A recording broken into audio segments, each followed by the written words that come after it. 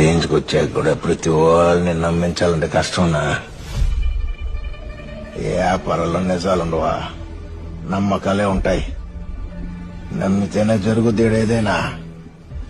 నేనిది ఎర్ర సొక్క అంటే ఇది ఎర్ర సొక్క అని నమ్మాలా? కేశవ ఏ సొక్కరైతే వ్యాపారం అంటే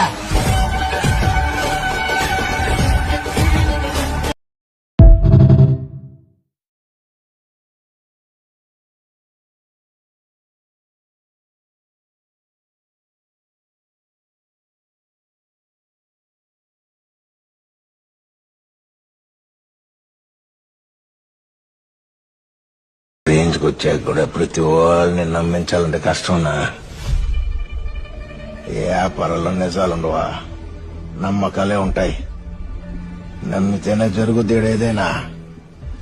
నేనిది ఎర్ర సొక్క అంటే ఇది ఎర్ర సొక్క అని నమ్మాలా?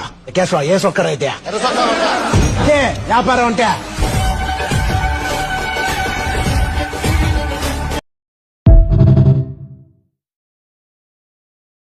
సవర్ తీయాలంటగా. ఏం సవర్ తీయాలి? ఎంపీని కొట్టడం ఏంటి? అతనేమో నీ పని మనిషి అనుకున్నావా? లీడర్ వేదవ సోది. బయటికి రా. జిత్తు బయటికి రావాలి. రాడు, రానివ్వను. నెక్స్ట్.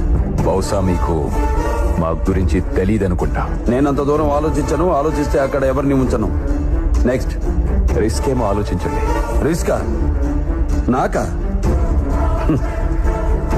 మీకో చిన్న పెట్ట కథ చెప్తాను వినండి. ఒకడు రైలు పట్టాల మీద ట్రైన్కి ఎదురుగా పరిగెడుతున్నాడు. ఎదురుగా ట్రైన్ వస్తుంది.